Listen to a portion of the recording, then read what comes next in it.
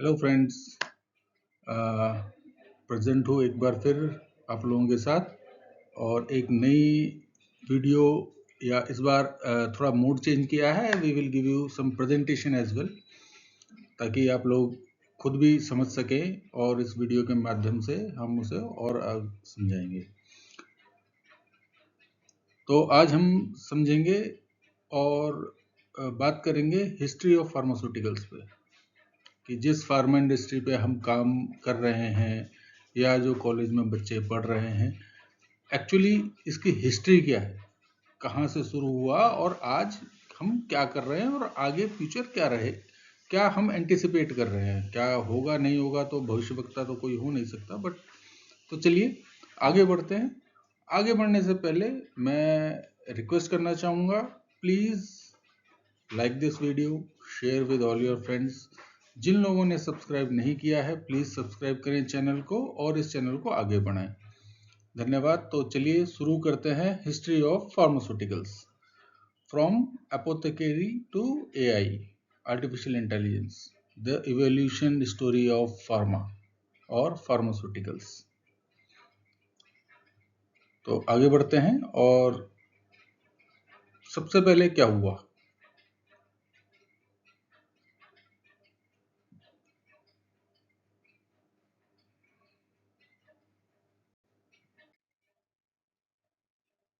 तो सबसे पहले एंशिएंट बिगिनिंग्स की बात करेंगे। एंशिएंट बिगिनिंग्स मतलब हर्बल विजडम और अर्ली हीलिंग का, जैसे हमने से टाइटल दिया है एंशिएंट बिगिनिंग में। ये बिगिनिंग कहाँ से हुई? ये जर्नी स्टार्ट हुई नेचर के साथ। जो पुरानी सभ्यताएं थी, एंशिएंट सिविलाइजेशंस हैं, जिसमें इंडियन है, चाइनीज है, इजिप्शियंस भी आते हैं। ये लोग प्लांट बेस्ड रेमेडीज यूज करते थे, और जिससे जो आज फॉर्मल फार्माकोलॉजी है या फार्माकोग्नोसी है, उसकी नींव पड़ी उनसे। तो वो सभ्यताएं, जैसे हम बातें करें तो हमारा इंडियन जो सिस्टम आता है आयुर्वेदा का, फिर चाइनीज़ पूरा ट्रेडिशनल चाइनीज़ सिस्टम है जिसमें काफ़ी हर्ब्स वगैरह और यिन यांग कंसेप्ट भी चलता है, और सिमिलरली इजिप्शियन फार्माकोलॉजी है, और कुछ ग्रीक कंट्रीब्यूशंस तो मॉडर्न उसके अंदर हैं ही हैं। तो सबसे पहला तो जो शुरुआत था वो नेचर से था। हम नेचर से, खैर आज वापस नेचुरोपैथी वगैरह जैसी कुछ स्ट्रीम्स हैं मेडिसिन की जो नेचर के साथ काम करती हैं। बट अगर हम फार्मास्यूटिकल्स की भी बात करें, जहाँ पे हीलिंग की बात हुई, तो सबसे पहले हमने स्टार्ट किया नेचर के साथ। नेचर के बाद फिर बात आई मिडिवल एरा की।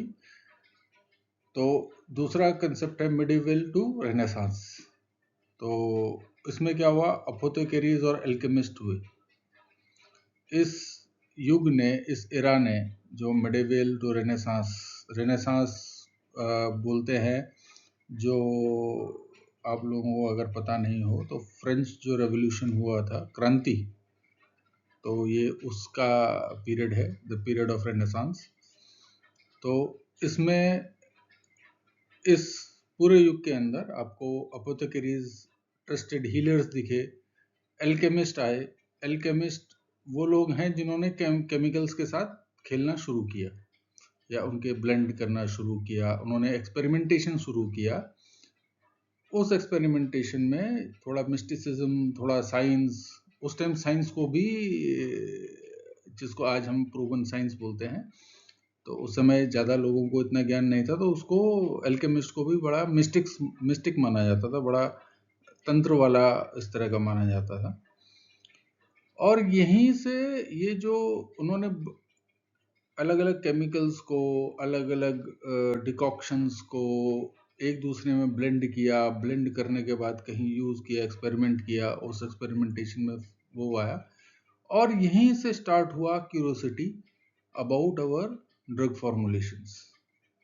यहीं से फार्माकोग्नोसी की शुरुआत हुई, कि जहाँ पे हर्बल एक्सट्रैक्ट्स को लेके अलग अलग कभी किसी सॉल्वेंट के साथ निकाल के, कभी कुछ करके, तो ये एल्केमिस्ट का ही काम था जो ये सारी चीज़ें शुरुआत हुई। उसके बाद यहाँ से आगे बढ़े तो फिर आया दौर साइंटिफिक रेवोल्यूशन का। साइंटिफिक रेवोल्यूशन में मॉलिक्यूल्स एंड माइक्रोब्स। तो इसमें क्या हुआ कि इस एरा में या जिस टाइम की हम बात कर रहे हैं उसमें साइंस ने नेचर के जो सीक्रेट्स हैं, जो भी नेचर है उसको डाइसेक्ट करना शुरू किया, यानी कि और बारीकी में जाके समझना शुरू किया। तो यहाँ पे इस एरा में मॉलिक्यूल आइसोलेशन की बात हम देखते हैं, जैसे मॉर्फिन आइसोलेट किया गया 1804 में, और एस्प्रिन को सिंथेसिस किया गया 1897 में। और मॉलिक्यूल का जो आइसोलेशन है, और फिर आई एक जर्म थ्योरी। उस जर्म थ्योरी ने, मॉलिक्यूल के आइसोलेशन ने और जर्म थ्योरी ने ड्रामेटिकली रिशेप किया हमारे ड्रग डिजाइन और डिजीज अंडरस्टैंडिंग को। जर्म थ्योरी जिन्होंने पढ़ी हो तो ठीक है, नहीं पढ़ी है तो मोटा मोटा ये समझ लीजिए। जर्म थ्योरी में ये बोला गया है कि जो भी बीमारी है शरीर में, वो बहुत छोटे छोटे लिविंग ऑर्गेनिजम्स की वजह से होता है, जिनको जर्म्स बोला गया। आज हम जिनको माइक्रोब्स बोलते हैं उनको जर्म बोला गया। तो ये हुआ कि भाई जर्म की वजह से ये है। और इस जर्म थ्योरी में जैसे लुईस पास्चर, आप माइक्रोबायोलॉजी जिन्होंने पढ़ी होगी, लुईस पास्चर के बारे में जानते होंगे, या नहीं जानते हैं तो पास्चर से समझ लीजिए पास्चराइजेशन। तो दूध क्यों फट जाता है, ये क्यों हो जाता है, तो ये यहीं से जर्म थ्योरी भी निकल के आई, और उस जर्म थ्योरी को बोला गया कि ये बीमारियों का कारण भी ये है। तो इसकी वजह से क्या हुआ, जब मॉलिक्यूल आइसोलेशन भी होने शुरू हो गए, मॉर्फिन आइसोलेट होना हुआ, एस्प्रिन सिंथेसाइज हुआ, जर्म थ्योरी आई, तो इससे पूरा जो हमारा ड्रग डिजाइन था और हमारी बीमारियों को समझने का जो एक नजरिया था, उसमें पूरा एक चेंज आया इस युग के अंदर। इस युग में आगे बढ़े द नेक्स्ट एरा, और जो नया युग है जिसको हम बोलते हैं इंडस्ट्री एंड रेगुलेशन। इस इंडस्ट्री एंड रेगुलेशन में हमने मास प्रोडक्शन किया काफ़ी सारे फार्मास्यूटिकल्स का, जिसमें क्योंकि क्या हुआ कि डिमांड बहुत बढ़ गई, तो मैन्युफैक्चरिंग को स्केल अप करना पड़ा, और इसकी वजह से फार्मास्यूटिकल कंपनीज, आप बोलिए तो इनका बर्थ हुआ एक तरीके से, ये सीन में आई, पिक्चर में आई। बड़ी बड़ी कंपनीज जैसे मर्क हो गई, बेयर हो गई, ये आई। और क्योंकि मास प्रोडक्शन होने लगा, तो मास प्रोडक्शन से फिर एक चीज़ निकल के आई कि इनको, क्योंकि हर कंपनी बना रही है, तो इनको स्टैंडर्डाइज करने की बात आई। तो जहाँ स्टैंडर्डाइज करने, क्वालिटी स्टैंडर्ड्स की बात आई, फिर ये हुआ कि हर कंपनी अलग अलग तरीके से बना रही है, कोई कुछ कर रहा है, तो उसमें फिर एक फार्माकोपिया एस्टेब्लिशमेंट और अर्ली स्टैंडर्ड्स की बात हुई। तो ये हमने जो आज हम मॉडर्न फार्मास्यूटिकल की बात कर रहे हैं, तो ये एक तरीके से यहाँ से शुरू हुआ, जहाँ पे हमने चीज़ों को स्टैंडर्डाइज करना शुरू किया। अब स्टैंडर्डाइज करते करते फिर हम आगे आए अभी अपने 20th सेंचुरी के अंदर।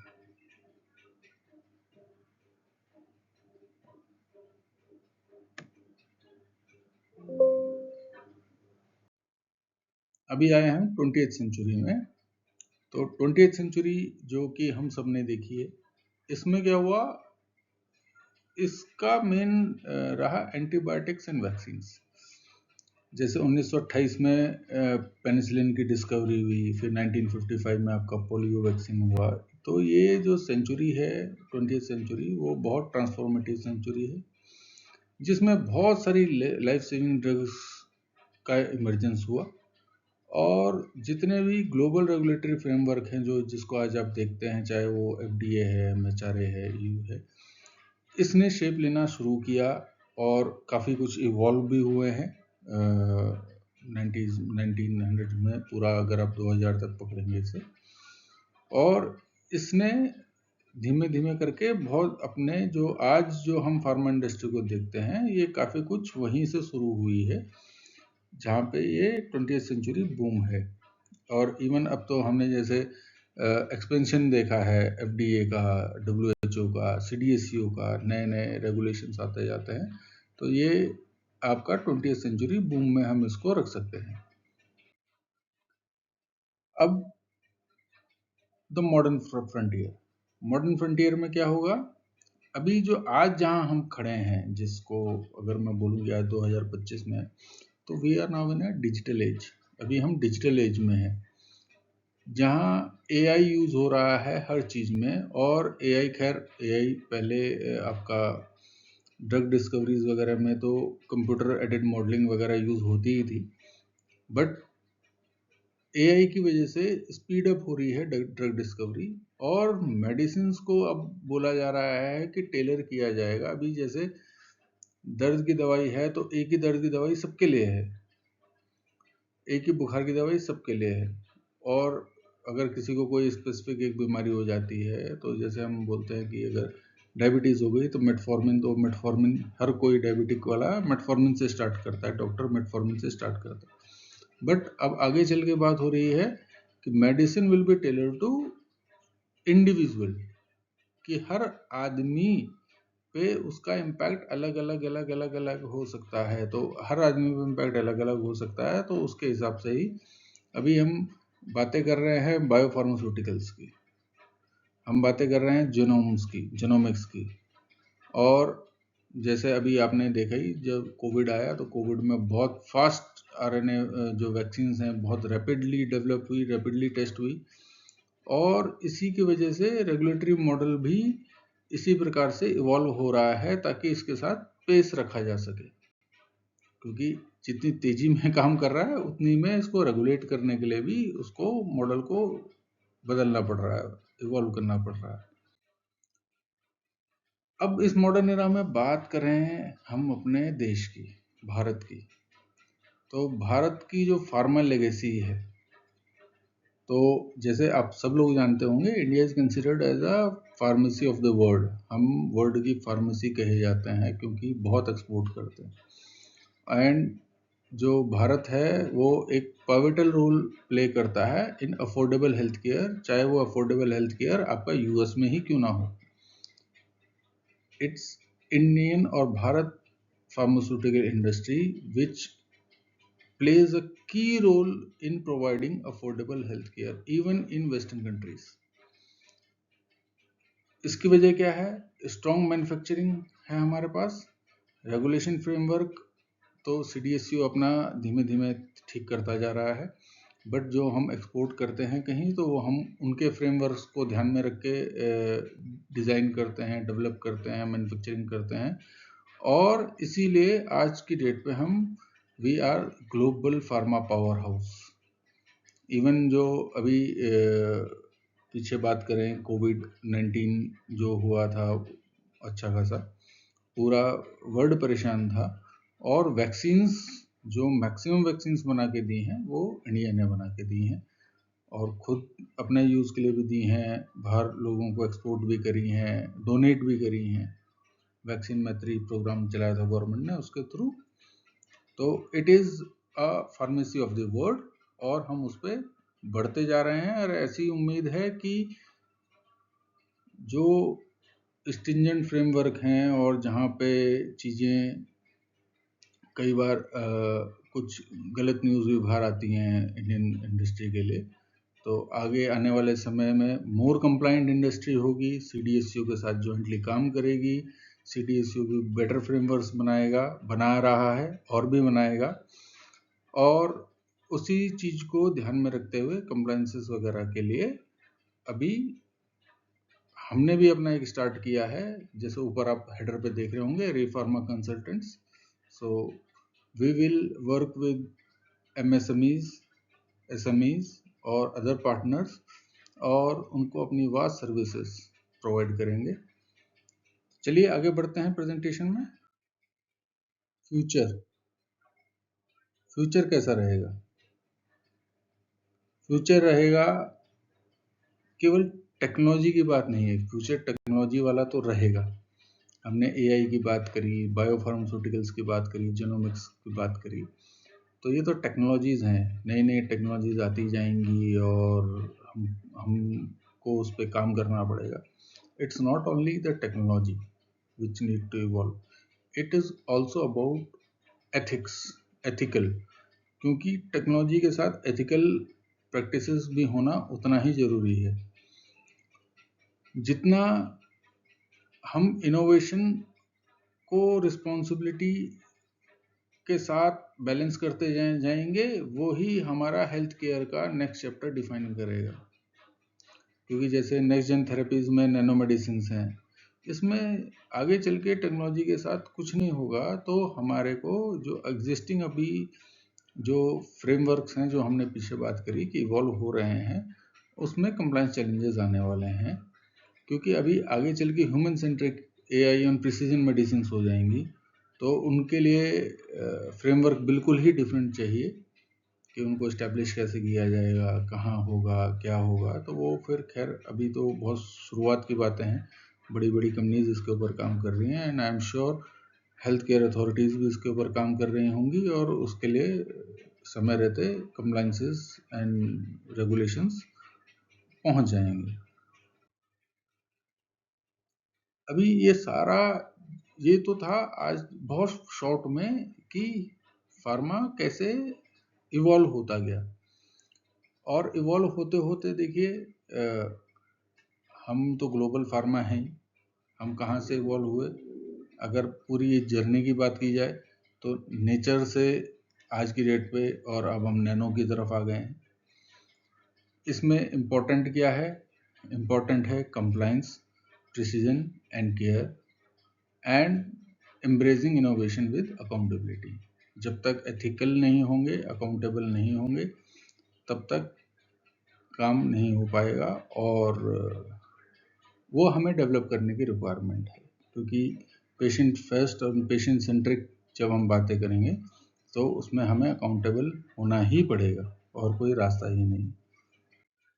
तो थैंक यू दोस्तों, और जैसा शुरुआत में बताया था, ये चैनल है, इसको प्लीज़ सब्सक्राइब करिए, शेयर करिए, लाइक करिए वीडियो को।